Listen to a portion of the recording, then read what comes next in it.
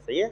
चलिए, नमस्कार दोस्तों, मैं पवन त्रिपाठी फिर दोबारा से एक बार हम उसी टॉपिक पर बात करते हैं जो कि आरपीएससी फर्स्ट ग्रेड और यूपी पीजीटी के लिए हमने तैयार किया था।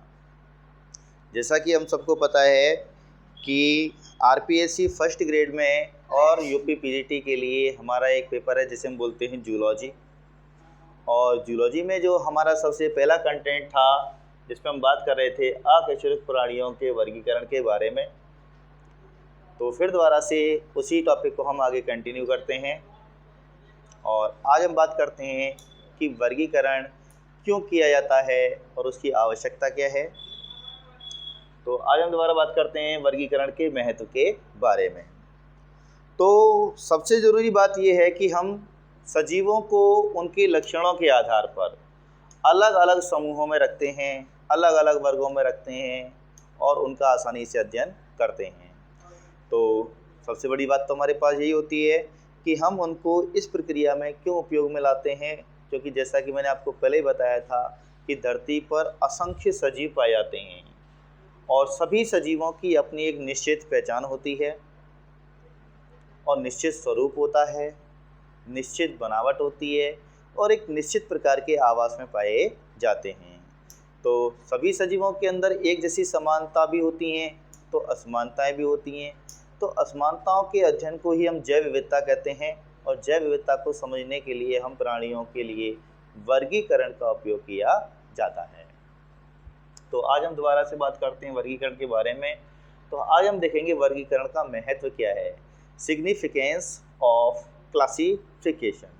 तो वर्गीकरण का जो सबसे पहला इम्पोर्टेंट महत्व है वो है जीवाश्मों की पहचान करना। वर्गीकरण का जो सबसे पहला जो मूल उद्देश्य होता है वो है जीवाश्मों की पहचान करना।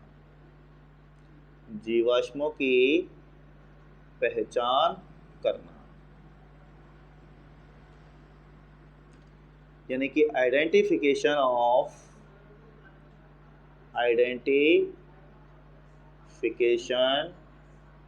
ऑफ लिविंग फॉसिल्स, यानी कि जीवाश्मों की पहचान करना। सबसे पहली बात तो इसमें इम्पोर्टेंट यही आती है कि जीवाश्म क्या होते हैं। जीवाश्म क्या होते हैं? तो जीवाश्म उन चीज़ों को कहा जाता है जो कि किसी टाइम पर इस धरती पर सजीव के रूप में विकसित थे, यहाँ पर जीवन यापन कर रहे थे और अपनी मूलभूत आवश्यकताओं को पूरा कर रहे थे और साथ ही साथ अपनी जैसी संतानों को भी जन्म दे रहे थे। लेकिन आज कुछ जातियां धरती पर से पूरी तरीके से विलुप्त हो चुकी हैं और विलुप्ति का कारण है भौगोलिक स्थितियों में परिवर्तन, बढ़ता वायु प्रदूषण, बढ़ता जल प्रदूषण और ग्लोबल वार्मिंग, जिसकी वजह से आज हमारी धरती की कई सारी जातियां विलुप्त हो चुकी हैं। और इस विलुप्ति के पीछे मानव का भी कहीं ना कोई हाथ रहा है। जैसे कि जल प्रदूषण में भी मानव का काफ़ी बड़ा हाथ रहा है, वायु प्रदूषण में भी औद्योगिकीकरण और वायु प्रदूषण के लिए अत्यधिक वाहनों का प्रयोग जो कि मानवों के द्वारा किया जा रहा है हमारी प्रकृति को नुकसान पहुंचा रहा है। तो इन सारी प्रक्रियाओं से निकलने के बाद जो जातियां धरती से पूरी तरह विलुप्त हो चुकी हैं तो उन जातियों को दोबारा से अनेक जीवाश्म वैज्ञानिकों द्वारा खोद करके ज़मीन से, चट्टानों से, अलग अलग स्थानों से प्राप्त किया जाता है और प्राप्त करने के बाद उनकी आयु का पता लगाया जाता है। पता लगाया जाता है कि ये जो हमको अवशेष प्राप्त हुआ है वो अवशेष किस जाति का था, किस समय उपस्थित था। तो इन चीज़ों को पता लगाने के लिए हमारे जीव विज्ञान के क्षेत्र में एक शाखा चलती है जिसे हम बोलते हैं जीवाश्म विज्ञान।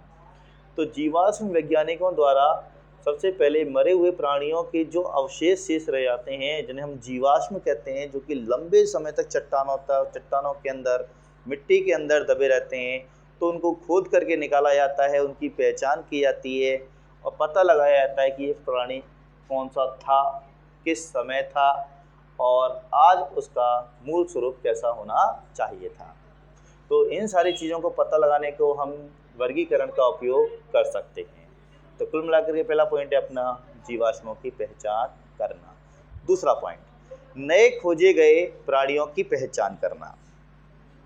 वर्गीकरण का दूसरा उद्देश्य है नए खोजे गए प्राणियों की पहचान करना। पहचान करना यानी कि टू आइडेंटिफिकेशन ऑफ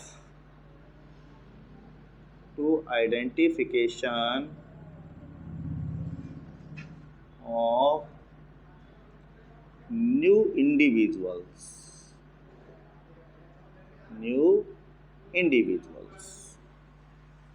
यानी कि धरती पर जैसे कि जैव प्रक्रम हमारा चलता रहता है, प्रजनन की प्रक्रिया बार बार पुनरावर्तन के सिद्धांत द्वारा बार बार पीढ़ी दर पीढ़ी रिपीट की जाती है।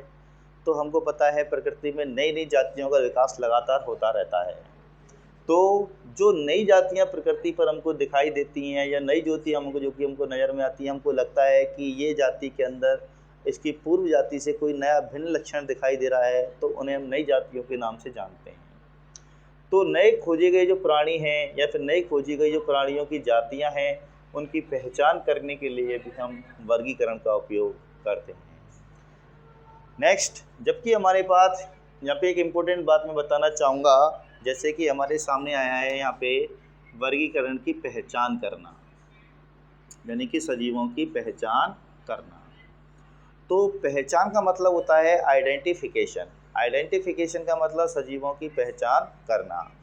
तो सबसे बड़ी बात ये आती है कि सजीव की सजीव के रूप में किस प्रकार से पहचान की जा सकती है। तो मैं आपको एक यहाँ पर छोटी सी बात बताना चाहूँगा, हालांकि वो इस अपने टॉपिक से थोड़ा हटके है लेकिन हमारे महत्व की है।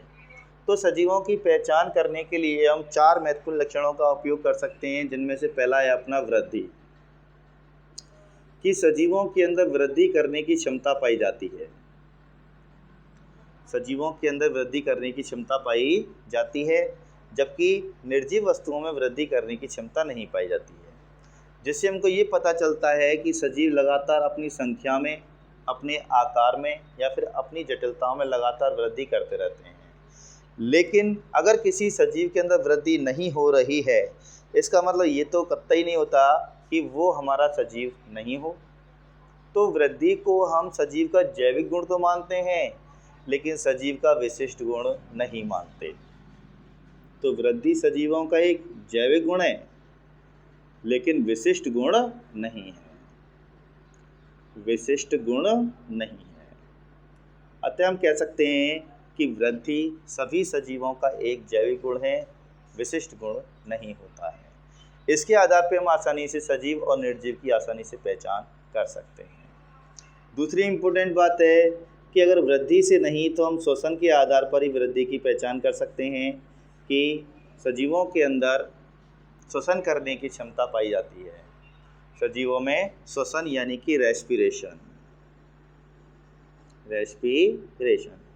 कि सजीवों में श्वसन करने की क्षमता पाई जाती है, चाहे सजीव वायवीय श्वसन करे चाहे सजीव अवायवीय श्वसन करे। कुल मिलाकर के उनके अंदर श्वसन की क्रिया तो होगी। अगर किसी भी सजीव के अंदर श्वसन की क्रिया नहीं हो रही है, इससे केवल एक ही बात सिद्ध होती है कि वो सजीव वास्तव में है ही नहीं, क्योंकि ऐसा धरती पर आज तक कोई भी सजीव उत्पन्न नहीं हुआ है जिसके अंदर श्वसन की क्रिया नहीं होती। अगर किसी सजीव के अंदर वायवीय श्वसन पाया जाता है तो सीधी सी बात है, तो वायवीय श्वसन के दौरान केवल ऑक्सीजन का उपयोग किया जाएगा और अवायवीय श्वसन के दौरान ऑक्सीजन का उपयोग नहीं किया जाता है। तो सजीवों के अंदर हम 2 प्रकार का श्वसन देख सकते हैं, वायवीय श्वसन और अवायवीय श्वसन। तो प्राणी जिस आवास में रहता है उसमें उसी प्रकार के श्वसन अनुकूलन विकसित हो जाते हैं। तो जलीय प्राणियों में गलफड़े पाए जाएंगे जलीय श्वसन के लिए, स्थलीय प्राणियों में फेफड़े पाए जाएंगे वायवीय श्वसन के लिए। तो यही हमारी जैव विविधता है श्वसन के आधार पर। तीसरा है हमारा सजीव की पहचान करने के लिए हमारे पास सबसे महत्वपूर्ण पॉइंट है अपना उपापचय, मेटाबॉलिज्म। ये सजीवों का एक ऐसा विशिष्ट गुण है जो हर सजीव के अंदर चलता है, यानी कि ऐसा कोई सजीव नहीं है जिसके अंदर उपापचय की क्रिया नहीं होती हो। उपापचय की क्रिया से तात्पर्य यह है कि उपापचय की क्रियाओं के अंदर दो प्रकार की क्रियाएं सम्मिलित की जाती हैं, जिनमें से एक होती है आपकी कैटाबॉलिज्म और दूसरी होती है अपनी एनाबॉलिज्म। कैटाबॉलिज्म का मतलब होता है जटिल कार्बनिक पदार्थों का सरल कार्बनिक पदार्थों में टूटना, जैसे कि ग्लूकोज का पायरुविक अम्ल में टूटना, प्रोटीन का अमीनो अम्लों के रूप में टूटना। अगर किसी भी प्रक्रिया में अगर जैविक उत्प्रेरक यानी कि कैटालिस्ट, जिन्हें हम बोलते हैं एंजाइम, का उपयोग किया जा रहा है और कोई एक बड़ा अणु छोटे अणु के रूप में टूट रहा है, तो उसे हम बोलते हैं कैटाबॉलिक एक्टिविटी यानी कि कैटाबॉलिज्म। दूसरे प्रकार की क्रिया होती हैं कि जैसे मान लीजिए किसी शरीर के अंदर किसी भी सजीव के शरीर के अंदर कोई नया प्रोटीन बन रहा है या एटीपी निर्माण किया जा रहा है, कोई नया जैविक अणु बन रहा है, तो जैविक अणु के बनने की जो प्रक्रिया है उसे हम एनाबॉलिक एक्टिविटीज़ कहते हैं। तो ऐसा कोई सजीव नहीं है जिसके अंदर ये प्रक्रियाएं नहीं चलती हों, चाहे बोले वो धरती की प्रोकैरियोटिक कोशिका हो, चाहे सजीव की धरती पर पाई जाने वाली यूकैरियोटिक कोशिका हो। दोनों ही प्रकार की कोशिकाओं में उपापचय क्रिया, शोषण और वृद्धि, तीनों ही गुणों को आसानी से देखा जा सकता है। चौथा है हमारा प्रजनन, जिसे हम बोलते हैं रिप्रोडक्शन। तो सजीवों की पहचान करने के लिए चौथा महत्वपूर्ण बिंदु हमारे पर प्रजनन, यानी कि प्रजनन वह प्रक्रिया है जिसके द्वारा कोई भी सजीव इस प्रकृति में अपने स्थायित्व को प्राप्त करता है। जैसा कि हम सब लोग जानते हैं कि हम सब सजीव हैं और जिसने जन्म लिया है उसकी मृत्यु निश्चित है। तो जो सजीव की मृत्यु हो जाएगी तो इसका मतलब है कि सजीव का प्रकृति में स्थायित्व नहीं है। स्थायित्व नहीं है तो प्रकृति में उसका लंबे समय तक कोई अस्तित्व नहीं है। तो सजीव क्या करते हैं, अपने अस्तित्व को बनाए रखने के लिए और प्रकृति में स्थायित्व प्राप्त करने के लिए प्रजनन द्वारा अपनी संतानों को जन्म देते हैं। और प्रजनन वह प्रक्रिया है जिसके द्वारा अपने आनुवंशिक पदार्थों को आने वाली अपनी भावी पीढ़ी के अंदर, अपनी संतति के अंदर स्थानांतरित किया जाता है। तो मूल रूप से प्रकृति को हमारे डीएनए की यानी कि आनुवंशिक पदार्थ की आवश्यकता होती है, हम जिंदा रहें या चाहे ना रहें, लेकिन हमारा आनुवंशिक पदार्थ यानी कि हमारा लक्षण, यानी कि हमारा गुण, हमारा जीन, हमारा करैक्टर इस प्रकृति के अंदर हमारे संतान के रूप में जिंदा रहता है लंबे समय के लिए। और पीढ़ी दर पीढ़ी बार बार प्रजनन की प्रक्रिया रिपीट, जनरेशन टू जनरेशन दोहराई जाती है, यानी कि प्रजनन एक रिकैपिटुलेशन थ्योरी पर काम करता है, पुनरावर्तन सिद्धांत पर। तो पुनरावर्तन सिद्धांत के द्वारा प्रजनन की प्रक्रिया को बार बार पीढ़ी के प्रत्येक सदस्य के द्वारा रिपीट किया जाता है। तो ये हुई हमारी सजीव की पहचान करना। अब बात आती है कि सजीव हो चाहे प्राणी हो, सजीव दो प्रकार के होते हैं, एक तो स्वपोषी और दूसरे हमारे विषमपोषी। क्योंकि हम यहाँ पे अकशेरुक प्राणियों की बात कर रहे हैं तो उसका मतलब है कि हम विषमपोषी सजीवों की बात कर रहे हैं, और विषमपोषी सजीवों में हमारे अकशेरुक प्राणियों को भी सम्मिलित किया जाता है। हालांकि कुछ अकशेरुक प्राणी ऐसे हैं जो कि विषमपोषी के अपवाद भी माने जाते हैं, तो उन अपवादों को हम एक तरफ रख करके अगर हम स्पष्ट बात करें तो अधिकांश अकशेरुक प्राणी जितने भी हैं हमारे, वो सब विषमपोषी प्रकार के होते हैं, यानी कि बहुत ही कम सजीव ऐसे हैं जो कि प्रकाश संश्लेषण की क्रिया कर सकते हैं। अगली इम्पोर्टेंट बात, क्योंकि हम पहचान की बात कर रहे हैं, तो हम सब लोग जानते हैं कि नाम किसी भी सजीव की सबसे महत्वपूर्ण पहचान होती है। नाम, तो नाम किसी भी सजीव की सबसे महत्वपूर्ण पहचान होती है। इसीलिए हम वर्गीकरण के क्षेत्र में एक प्रक्रिया चलती है, एक सिद्धांत चलता है जिसको हम बोलते हैं नोमेनक्लेचर। नोमेनक्लेचर यानी कि नामकरण पद्धति। नामकरण पद्धति।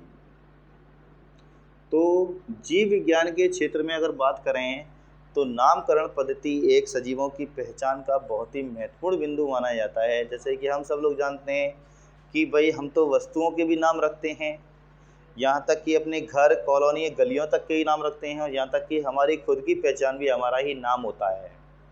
इसीलिए नामकरण को वर्गीकरण का एक महत्वपूर्ण बिंदु माना जाता है, क्योंकि वर्गीकरण के अंतर्गत सबसे पहली बात तो यही होती है कि सजीव की पहचान करना, और पहचान के लिए सबसे ज़रूरी होता है उसका नामकरण करना।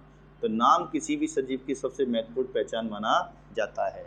तो सीधी सी बात, एक वैज्ञानिक थे जिनका नाम था कैरोलस लीनियस। Carolus Linnaeus. तो कैरोलस लीनियस एक ऐसे वैज्ञानिक थे जिन्होंने पहली बार सजीवों के नामकरण के लिए एक पद्धति प्रस्तुत की थी, जिसे हम द्विनाम पद्धति के नाम से भी जानते हैं। द्विनाम पद्धति के भी नाम से जानते हैं।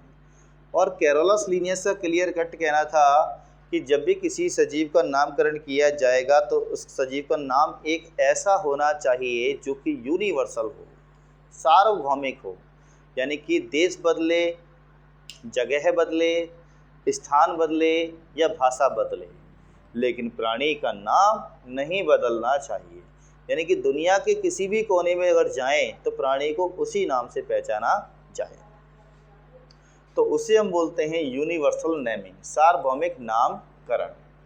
तो सार्वभौमिक नामकरण पद्धति का इस्तेमाल करते हुए हम ग्रीक और लैटिन भाषा में किसी भी सजीव का नामकरण करते हैं। जैसा कि मैंने पुरानी वीडियो में भी बताया था, ग्रीक और लैटिन भाषा का उपयोग हम इसलिए करते हैं क्योंकि दोनों मृत भाषाएं हैं और बहुत कम देशों के द्वारा बोली जाती हैं। तो नामकरण पद्धति में इनका बहुत ही महत्वपूर्ण उपयोग में लिया जा सकता है, एक विशिष्ट नामकरण पद्धति के उपयोग में लाने के लिए। तो ICZN और ICBN ऐसी दो अंतर्राष्ट्रीय शाखाएं हैं जो कि जंतुओं के नामकरण और पादपों के नामकरण के लिए कार्य करती हैं। और पूरे विश्व में अगर किसी भी स्कूल या कॉलेज में किसी भी सजीव का अगर नामकरण किया जा रहा है तो इन्हीं के नियमों के आधार पर किया जाएगा, तथा नामकरण के जो नियम हैं कैरोलस लीनियस द्वारा लिखित पुस्तकों से लिया गया है, जिनका अधिकांश तो पॉपुलर दो किताबें हैं, जिनमें से एक है आपकी सिस्टमा नेचुरी और दूसरी आपकी स्पीसीज प्लांटेरम। सिस्टमा नेचुरी। सिस्टमा नेचुरी एक ऐसी पुस्तक है जिसके अंतर्गत जंतुओं का वर्गीकरण और नामकरण प्रस्तुत किया गया है, तथा ये किताब कैरोलस लीनियस के द्वारा लिखी गई है। और दूसरी जो पुस्तक है वो है अपनी species plantarum. Species plantarum. Species plantarum के अंतर्गत पादपों का वर्गीकरण और नामकरण प्रस्तुत किया गया है। तो सीधी सी बात है कि ये दो किताबें ऐसी हैं जो किसी भी सजीव की पहचान करने में अर्थात उनका नामकरण करने में काफ़ी महत्वपूर्ण योगदान देती हैं। और इन पुस्तकों में ICZN और ICBN के नियम दिए गए हैं, जिन्हें वर्गीकरण के अंतर्गत प्राणियों के नामकरण के तथा पादपों के नामकरण के नियमों के रूप में जाना जाता है। जब भी हम किसी भी पादप का नामकरण करेंगे तो वो नामकरण ICBN के द्वारा किया जाएगा, ICBN के अनुसार किया जाएगा। और यदि हम किसी भी जंतु का नामकरण कर रहे हैं तो ICZN के नियम के अनुसार किया जाएगा। ICBN का मतलब होता है इंटरनेशनल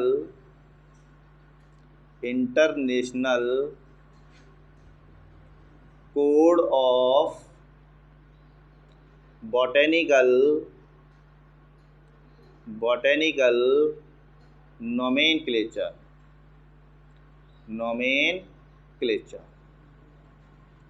दूसरा है अपना ICZN इंटरनेशनल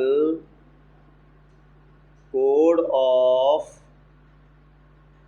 जूलॉजिकल नोमेनक्लेचर।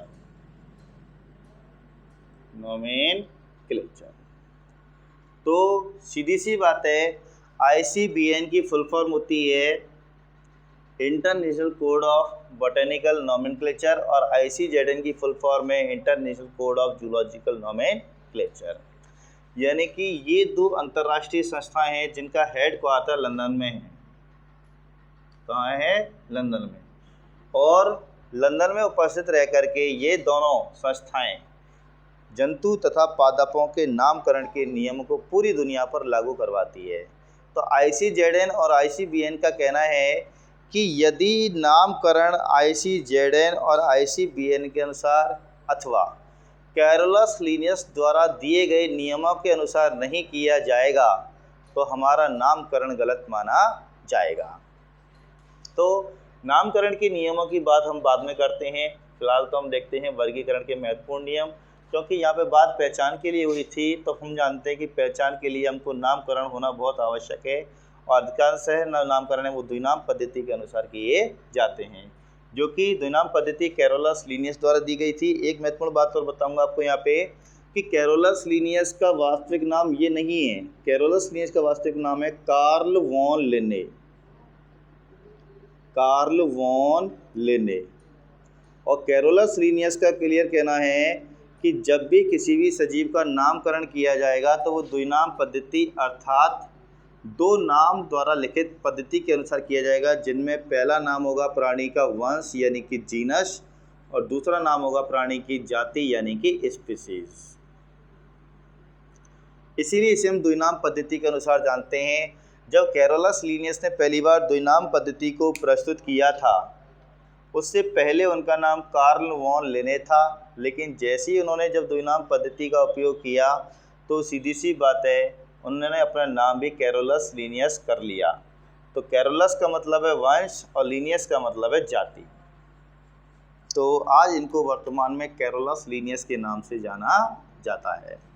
लेकिन एक ज़रूरी बात यह है कि द्विनाम पद्धति का सुझाव पहली बार कैरोलस लीनियस ने नहीं दिया था। द्विनाम पद्धति का जो सुझाव है वो पहली बार दिया था आपका गैस्पार्ड बोहिन ने। गैस्पार्ड बोहिन ने पहली बार द्विनाम पद्धति का सुझाव दिया था, लेकिन उपयोग में पहली बार लाए थे हमारे कैरोलस लीनियस। इसलिए आज कैरोलस लीनियस को फादर ऑफ टैक्सोनॉमी के नाम से भी जाना जाता है। और दूसरी इम्पोर्टेंट बात कि इन्हें आज प्रेजेंट में फादर ऑफ टैक्सोनॉमी के नाम से जाना जाता है। तो कैरोलस लीनियस को हम फादर ऑफ टैक्सोनॉमी भी कहते हैं, फादर ऑफ टैक्सोनॉमी, अर्थात वर्गीकी के जनक कहा जाता है इन्हें। और दूसरा इम्पोर्टेंट बात कि कैरोलस लीनियस को द्विनाम पद्धति का जनक भी कहा जाता है, अर्थात फादर ऑफ बाइनोमियल नोमेनक्लेचर, अर्थात द्विनाम पद्धति के जनक कौन है हमारे कैरोलस लीनियस। तो कैरोलस लीनियस पहचान पद्धति में यानी कि वर्गीकरण में एक अपना महत्वपूर्ण स्थान रखते हैं। और मैं सोचता हूं कि अगर आज कैरोलस लीनियस नहीं होते तो शायद ही हम जैव विविधता को इतनी आसानी से समझ पाते। क्यों? क्योंकि पहली बार वर्गीकरण और नामकरण पद्धति कैरोलस लीनियस ने ही व्यक्त की थी। तो अब हम बात करते हैं वर्गीकरण के महत्वों के बारे में बात कर रहे थे। तो वर्गीकरण के महत्व में हमने बताया था पहला जीवाश्मों की पहचान करना, यानी कि जीवाश्मों की पहचान करने के लिए और नए खोजे गए प्राणियों की पहचान करने के लिए हम वर्गीकरण का उपयोग करते हैं। तीसरी इम्पोर्टेंट बात है जैव विविधता को समझने के लिए भी हम वर्गीकरण का उपयोग करते हैं। जैव विविधता का अध्ययन, जैव विविधता का अध्ययन। तो जैव विविधता से तात्पर्य है कि सजीवों के मध्य में पाए जाने वाली असमानताएं, यानी कि सजीवों में समानताएं पाई जाती हैं तो सजीवों में असमानताएं पाई जाती हैं। और असमानताएं हम देख सकते हैं रंग के आधार पे, आवास के आधार पे, व्यवहार के आधार पे, आनुवंशिकी के आधार पे और प्रजनन के आधार पर, स्वभाव के आधार पर, पोषण की प्रकार की विधियों के आधार पर। तो हम देख सकते हैं कि सजीवों में बहुत सारी विभिन्नताएं देखी जाती हैं और इन विभिन्नताओं का अध्ययन करने के लिए हम प्राणियों को समूहबद्ध विधि से इस्तेमाल करते हैं, जिसे आज हम वर्गीकरण के नाम से जानते हैं। तो जैव विविधता में वर्गीकरण का एक महत्वपूर्ण स्थान है। तो सीधी सी बात है, बात करते हैं वर्गीकरण के बारे में कि वर्गीकरण क्या होता है। तो अगला टॉपिक है अपना वर्गीकरण, क्लासिफिकेशन। वर्गीकरण, क्लासिफिकेशन। तो क्लासिफिकेशन की एक सिंपल सी परिभाषा है जिसे हम कोई भी व्यक्ति बड़ी आसानी से याद रखता है। तो हम इसमें लिखते हैं कि वर्गीकरण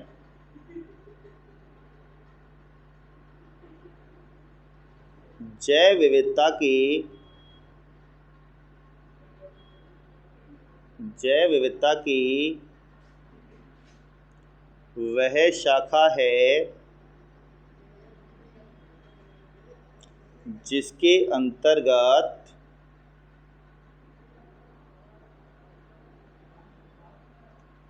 सजीवों को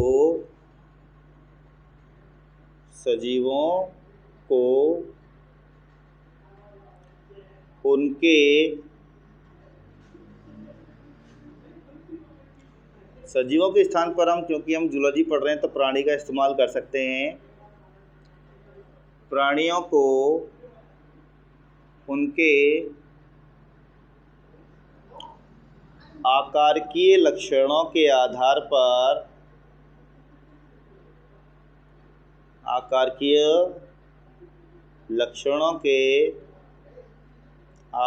पर अलग अलग वर्गों में रखना वर्गीकरण कहलाता है। यानी कि प्राणियों को ध्यान दें, यहाँ पे वर्गीकरण क्या है। तो वर्गीकरण पहली बात तो एक जैव विविधता की एक शाखा है जिसके अंतर्गत क्या होता है कि प्राणियों को, कोई भी सजीव हो सकता है, पादपों के लिए भी हम इसका इस्तेमाल कर सकते हैं, लेकिन वहाँ पे कुछ नियम अलग होते हैं हमारे। प्राणियों को उनके आकार के लक्षणों, आकार की लक्षण का मतलब होता है मॉर्फोलॉजिकल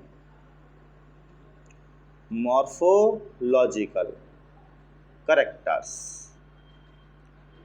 मॉर्फोलॉजिकल करेक्टर का मतलब होता है बाह्य आकार के लक्षण, यानी कि प्राणी कैसा दिखाई देता है, उसका रंग क्या है, उसकी बनावट कैसी है, उसका स्वरूप कैसा है, तो उसके आधार पे हम क्या करते हैं, प्राणियों का वर्गीकरण करते हैं। अब सोचने वाली बात ये है कि हम प्राणियों का वर्गीकरण करने के लिए आकार के लक्षणों का ही उपयोग क्यों कर रहे हैं?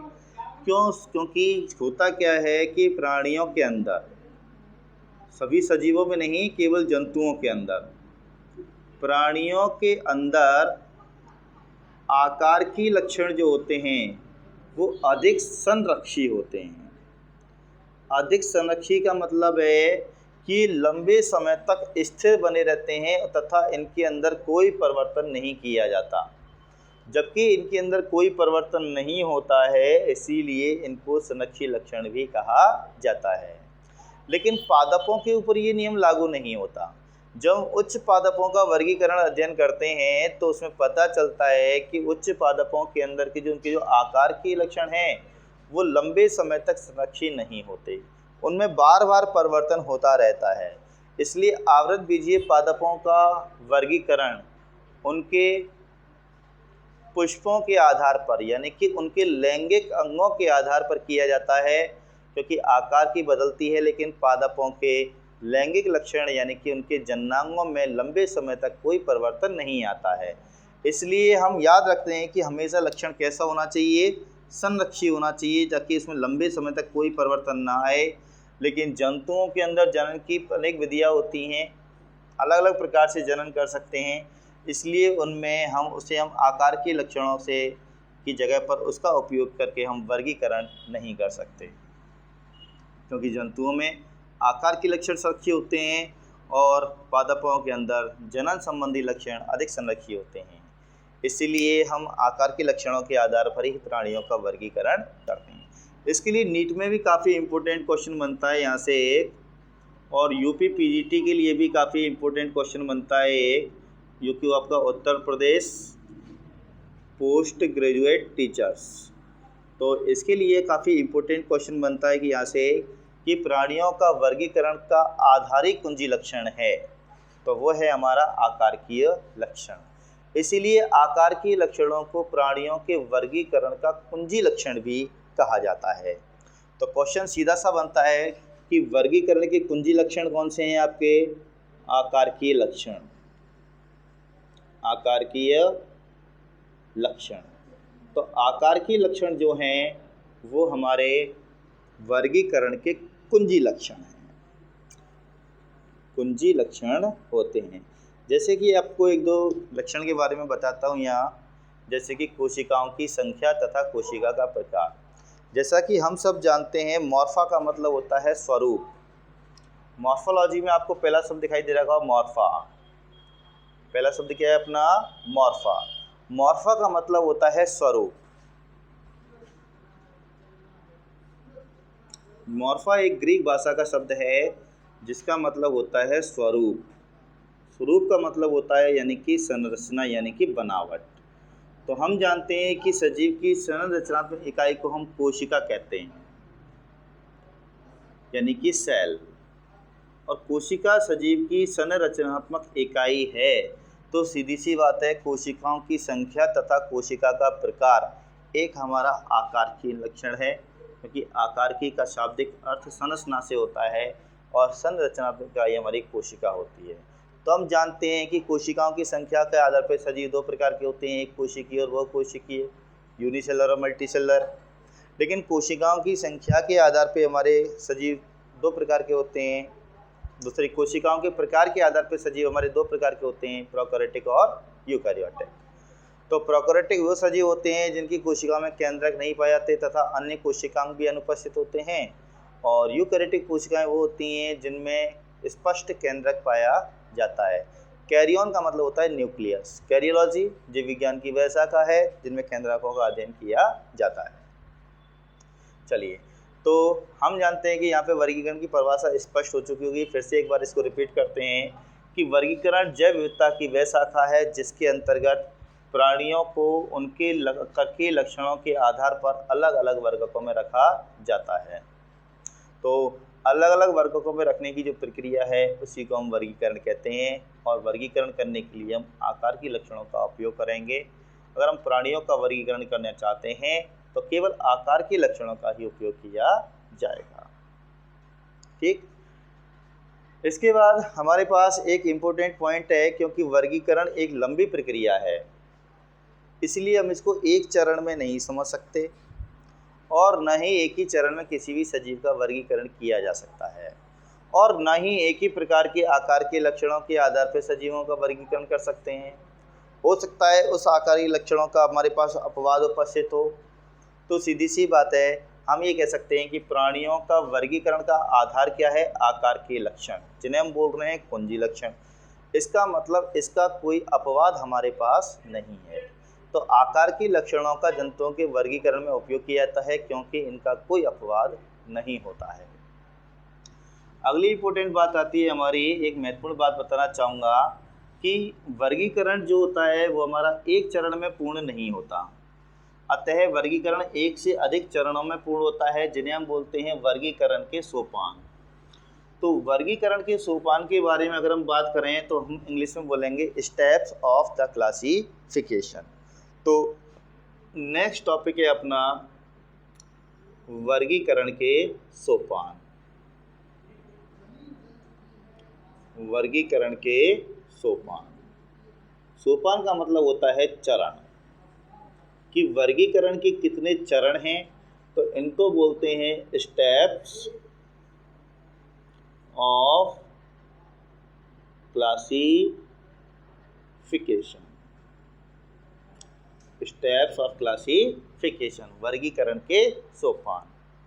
इसका एक दूसरा नाम और है, इसे हम वर्गीकीय अनुक्रम भी कहते हैं। वर्गीकीय अनुक्रम, वर्गीकीय अनुक्रम, इंग्लिश में कहते हैं इसको हम टैक्सोनॉमिक हियरार्की।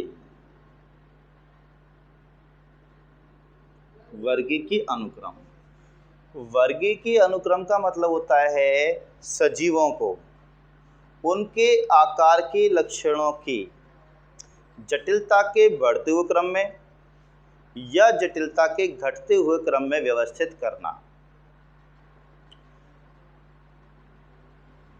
कहा जाता है कि वर्गीकरण की सबसे बड़ी इकाई संघ होती है और वर्गीकरण की सबसे छोटी इकाई जाति होती है। संघ को हम फाइलम के नाम से भी जानते हैं और जाति को हम स्पीशीज कहते हैं। तो वर्गीकरण की सबसे बड़ी इकाई होती है संघ यानी कि फाइलम, और वर्गीकरण की सबसे छोटी इकाई होती है जाति। तो हम संघ से जाति की तरफ अगर जाएं तो लक्षणों की जटिलता बढ़ती है, लेकिन जाति से जब हम संघ की तरफ जाते हैं तो लक्षणों की जटिलता घटती है। तो वर्गीकीय अनुक्रम का सीधा से एक मतलब है कि प्राणियों को उनके आकार के लक्षणों की, प्राणियों को उनके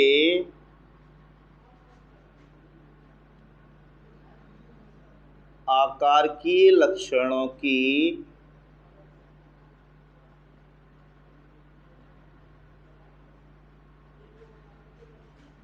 जटिलता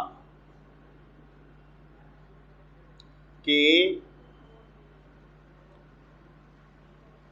बढ़ते हुए क्रम अर्थात आरोही क्रम अथवा घटते हुए क्रम में अथवा लक्षणों की जटिलता के घटते हुए क्रम में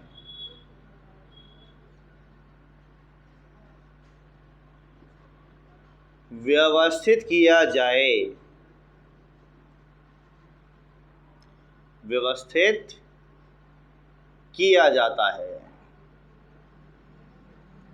तो उसे वर्गीकीय अनुक्रम कहते हैं। लक्षणों की जटिलता का घटता हुआ क्रम यानी कि अवरोही क्रम।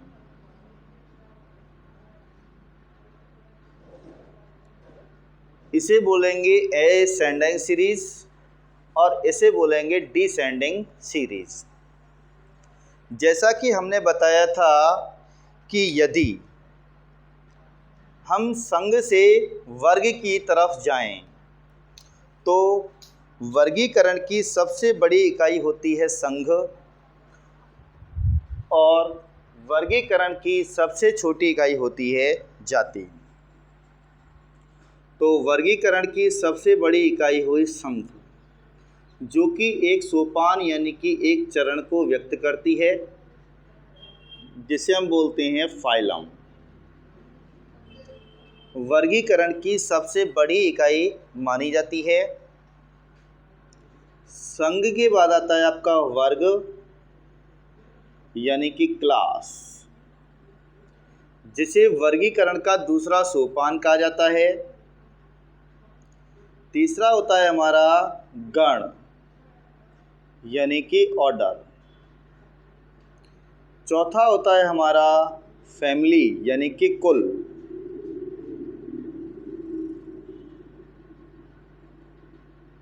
यानी कि कुल। उसके बाद आता है हमारा वंश यानी कि जीनस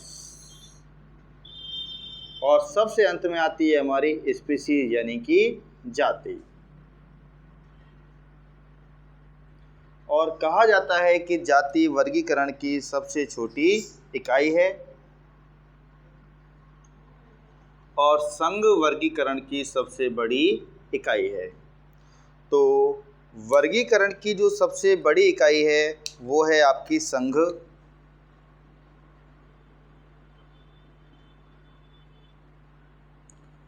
वर्गीकरण की सबसे बड़ी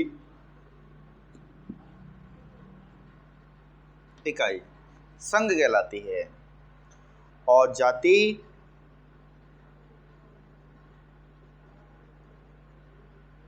वर्गीकरण की सबसे छोटी इकाई। कहने का मतलब है चूंकि संघ वर्गीकरण की सबसे बड़ी इकाई है तो सीधी सी बात है एक संघ के अनेक वर्ग होते हैं। वर्गों को गणों में बांटा जा सकता है और गणों को कुल में बांटा जा सकता है, कुल को वंश में, और एक वंश की एक से अधिक जातियां हो सकती हैं। लेकिन जाति वर्गीकरण की सबसे छोटी इकाई होती है जिसको आगे और नहीं बांटा जा सकता। हालांकि वर्तमान में उपजातियां भी हमारी उपस्थित होती हैं, लेकिन फिर भी वर्गीकरण को सबसे छोटी इकाई माना गया है। और ये कैरोलस लिनियस का कहना है। तो सबसे इम्पोर्टेंट बात ये आती है कि ये शब्द जो संघ है, फाइलम, ये आया कहाँ से। तो एक साइंटिस्ट थे जिनका नाम था हक्सले।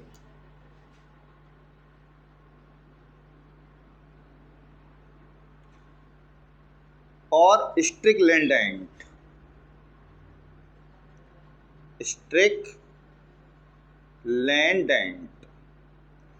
इन दो वैज्ञानिकों ने पहली बार ये फाइलम शब्द दिया था, जिनका ये कहना था कि संघ यानी कि फाइलम वर्गीकरण की सबसे बड़ी इकाई है। दूसरा है आपका क्लास यानी कि वर्ग। ये जो क्लास शब्द है पहली बार कैरोलस लिनियस नामक वैज्ञानिक द्वारा दिया गया है, जिन्हें हम फादर ऑफ टैक्सोनॉमी अर्थात वर्गीकी के जनक के नाम से जानते हैं, जिनका वास्तविक नाम मैंने आपको अभी थोड़ी देर पहले बताया था, कार्ल वॉन लिने, जिन्होंने द्विनाम पद्धति प्रस्तुत की थी और अपना नाम भी द्विनाम पद्धति के अनुसार कर लिया था।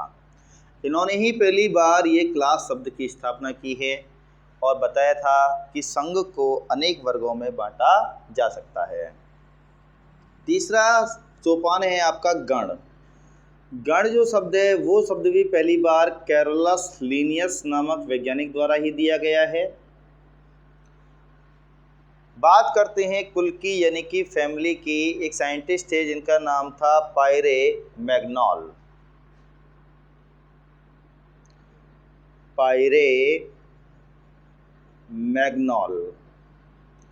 इन्होंने पहली बार फैमिली शब्द दिया था।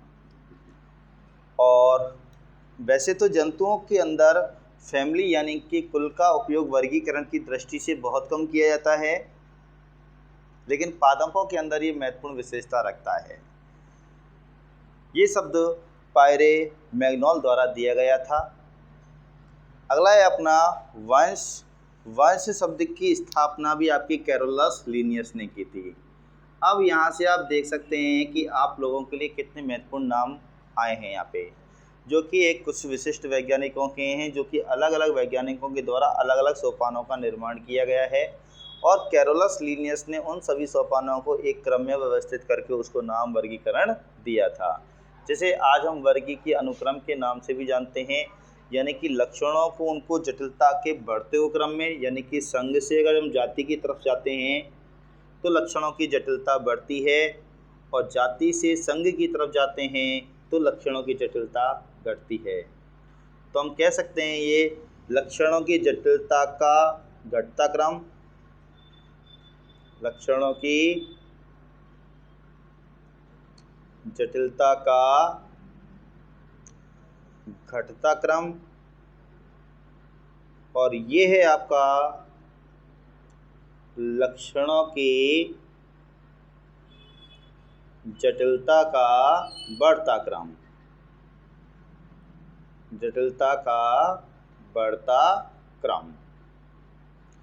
तो जब हम संघ से जाति की तरफ जाते हैं तो लक्षणों की जटिलता बढ़ती है, यानी कि ये आरोही क्रम है, और जब जाति से संघ की तरफ जाते हैं तो लक्षणों की जटिलता घटती है, यानी कि ये अवरोही क्रम है। तो फिर दोबारा से रिपीट करूँगा, जो कि NEET 11th class, foundation class, UPPGT और आरपीएससी फर्स्ट ग्रेड में ये क्वेश्चन अक्सर आते रहते हैं, और उसकी दृष्टि से काफ़ी इम्पोर्टेंट क्वेश्चन भी है, क्योंकि ये हमारा वर्गीकीय अनुक्रम यानी कि वर्गीकरण के सोपान से संबंधित है, और इसके द्वारा हम किसी भी सजीव की बड़ी आसानी से पहचान कर लेते हैं। तो पता होना चाहिए कि किस वर्गक की स्थापना किस वैज्ञानिक द्वारा की गई है। तो फिर से एक बार रिपीट करूँगा, संघ यानी कि फाइलम शब्द दिया था हक्सले तथा स्टिकलैंड ने। क्लास यानी कि वर्ग शब्द दिया है कैरोलस लिनियस, जिनका वास्तविक नाम था कार्ल वॉन लिने, जिन्हें हम फादर ऑफ टैक्सोनॉमी और father of binomial nomenclature system के नाम से जानते हैं। तीसरा है अपना ऑर्डर यानी कि गण। ये शब्द भी पहली बार कैरोलस लिनियस वैज्ञानिक द्वारा प्रस्तुत किया गया है। अगला है अपना फैमिली यानी कि कुल, यानी कि पायरे मैग्नॉल के द्वारा ये शब्द दिया गया था। वंश यानी कि जीनस कैरोलस लीनियस दिया है। और सबसे अंतिम शब्द आता है आपका जाति, जिसे हम वर्गीकरण की सबसे छोटी इकाई कहते हैं। जिस प्रकार से हम जानते हैं एक कोशिका के बारे में, और कहा जाता है कि कोशिका सजीव की सूक्ष्मतम इकाई है, यानी कि अर्थात शरीर की अगर सबसे छोटी इकाई है तो वह है कोशिका। वही बात अगर मैं वर्गीकरण के संबंध में बात करूं तो मैं कह सकता हूं कि जाति जो है वो वर्गीकरण की सबसे छोटी इकाई है। जिस प्रकार से कोशिका शरीर की सबसे छोटी इकाई है, वैसे ही जाति वर्गीकरण की सबसे छोटी इकाई है। और ये जाति शब्द कैरोलस लीनियस नहीं, बल्कि एक अलग साइंटिस्ट है जिनका नाम है जोहन रे। जोहन रे वैज्ञानिक ने पहली बार जाति शब्द के बारे में बताया था और इनको जाति शब्द दिया था। ये जो जाति शब्द है जॉन रे द्वारा प्रस्तुत किया गया है, ना कि कैरोलस लीनियस के द्वारा। अक्सर बच्चों के दिमाग में ये रहता है कि जब द्विनाम पद्धति लिखते हैं तो उस द्विनाम पद्धति में हम देखते हैं कि पहला नाम वंश और जाति होता है, तो हम लिखते हैं कि जिस वैज्ञानिक ने नामकरण किया है उसने वंश भी शब्द दिया है और जाति भी शब्द दिया है, लेकिन ऐसा नहीं है। केवल वंश शब्द जो है कैरोलस लीनियस द्वारा दिया गया था, लेकिन जो जाति शब्द है वो जॉन रे द्वारा दिया गया है। लेकिन द्विनाम पद्धति में जॉन रे द्वारा दिया गया जाति शब्द को उन्होंने अपने द्विनाम पद्धति के उपयोग में लिया है और नामकरण की द्विनाम पद्धति प्रस्तुत की है। और इस प्रकार से हम किसी भी प्राणी का नाम द्विनाम पद्धति के अनुसार कर सकते हैं, जो कि एक यूनिवर्सल नेम होगा, सार्वभौमिक नाम होगा, जो कि ग्रीक और लैटिन भाषा में किया जाएगा। तो इन्हें हम वर्गीकी के सोपानों के नाम से जानते हैं, इन्हें हम वर्गीकी के हम चरण कहते हैं। लेकिन कभी कभी हम ध्यान देखते हैं तो पता चलता है कि संघों को भी अनेक उपसंघों में बांटा जा सकता है। जैसे हम संघों की बात करें तो संघों को अनेक उपसंघों में बांट सकते हैं, जैसे कि सुपरफाइलम, महासंघ,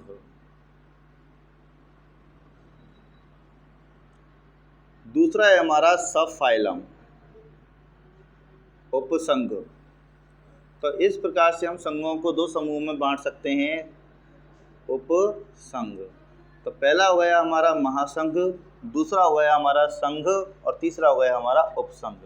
तो हम कह सकते हैं संघों को 3 समूह बांटा सकता है। उसी प्रकार से हम वर्गों को भी कई समूहों में बांट सकते हैं। जैसे वर्ग की बात करें तो पहली हुई अपनी सुपर क्लास, महावर्ग,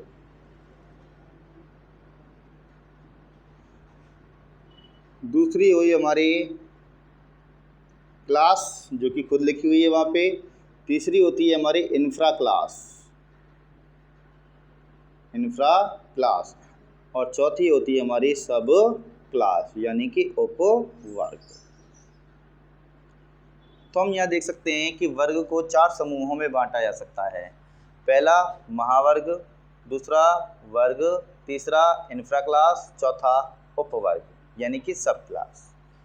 तो इस हिसाब से देखें तो हमारा वर्गीकरण काफ़ी बड़ा हो जाता है, यानी कि वर्गीय सोपानों को और टुकड़ों में तोड़ा जा सकता है। तो आधुनिक वर्गीकरण में इसका उपयोग किया गया है, लेकिन परंपरागत वर्गीकरण के अनुसार अपने केवल यही सोपान है।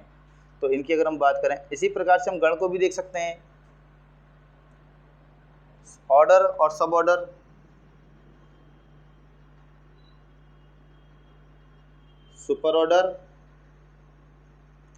सुपर ऑर्डर का मतलब होता है महावर्ग, महागण, और सब ऑर्डर का मतलब होता है उपगण। यानी कि गण को भी हमने 3 समूह बांट दिया, महागण, गण और उपगण। लेकिन कुल को आगे नहीं बांटा गया है। कुल एक ऐसा विशिष्ट लक्षण है जो कि अधिकांश हम पादपों के लिए यूज़ करते हैं, लेकिन हम जंतुओं के लिए भी इसका इस्तेमाल कर सकते हैं।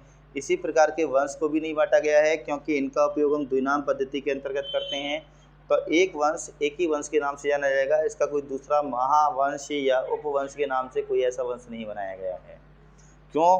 क्योंकि जैसे कि मैंने अभी बताया था, द्विनाम पद्धति में वंश और जाति, पहला नाम वंश होता है और दूसरा नाम जाति होता है। तो सीधी सी बात है, इसका कोई तीसरा रूप हम देखने को नहीं मिलेगा। दूसरा कोई रूप है ही नहीं वंश के लिए, क्योंकि अगर वंश का कोई दूसरा नाम हो गया तो फिर हम द्विनाम पद्धति के नियमों से भटक जाएंगे और हमारे नियम पूरी तरीके से लागू नहीं हो पाएंगे। तो फिर से एक बार रिपीट करूँगा, संघ शब्द हक्सले तथा स्टिगलैंड द्वारा दिया गया है। क्लास यानी कि वर्ग कैरोलस लिनियस यानी कि कार्ल वॉन लिने। ऑर्डर यानी कि गण यानी कि कैरोलस लिनियस। फैमिली यानी कि कुल यानी कि पायरे मैग्नॉल द्वारा दिया गया है। वंश शब्द कैरोलस ने दिया था, लेकिन जाति जॉन रे द्वारा व्यक्त दिया गया है। ये काफ़ी महत्वपूर्ण नाम है जो कि आरपीएससी के एग्ज़ाम में अक्सर पूछा जाता है और यूपी पीजीटी में भी कई बार इसको पूछा जा चुका है। तो इसलिए और नीट के एग्ज़ाम के लिए तो फिर ये तो पूरा इम्पोर्टेंट है ही, क्योंकि 11 से लिया गया पोर्शन है ये। लेकिन ये हमारे बीएससी में भी चलता है। बीएससी वाले जो बच्चे हैं उनके फर्स्ट पेपर में भी ये हमारा पूरा वर्गीकरण काम आएगा। तो अगली बात करते हैं, तो हम कह सकते हैं कि प्राणियों को उनके आकार की लक्षणों की जटिलता के बढ़ते हुए क्रम में या लक्षणों की जटिलता के घटते हुए क्रम में, या तो संघ से जाति की तरफ या फिर जाति से संघ की तरफ एक आरोही अथवा अवरोही क्रम में व्यवस्थित करने की जो प्रक्रिया है उसी को हम वर्गीकीय अनुक्रम यानी कि वर्गीकरण के सोपानों के नाम से जानते हैं। ठीक है, एक महत्वपूर्ण बात मैं आपको यहाँ पे बताना चाहूँगा, क्योंकि कुछ वैज्ञानिकों का मानना है कि ये जो जाति है ये कोई वास्तविक शब्द नहीं है, एक काल्पनिक शब्द है जो कि वैज्ञानिकों ने अपने वर्गीकरण को पूरा करने के लिए इस शब्द का उपयोग किया है। यानी कि जाति जैसा प्रकृति में कोई अस्तित्व है ही नहीं, इसका कोई अस्तित्व नहीं है, ये केवल एक काल्पनिक अवधारणा है। तो एक वैज्ञानिक आए थे जिन्होंने जाति की परिभाषा देने की कोशिश भी की थी, लेकिन कुछ वैज्ञानिकों का कहना है कि जाति केवल वर्गीकरण का एक काल्पनिक शब्द है जिसका स्वतंत्र में कोई पहचान नहीं है। तो आज हम थोड़ी सी जाति के बारे में बात करते हैं, तब जाकर के हम आधुनिक वर्गीकरण के बारे में बात करेंगे कि जाति क्या है। तो जाति पहले जैसे कि मैंने अभी बताया था कि जाति वर्गीकरण की सबसे छोटी इकाई होती है। जैसे कि कोशिका हमारे शरीर की सबसे छोटी इकाई है, उसी प्रकार से जाति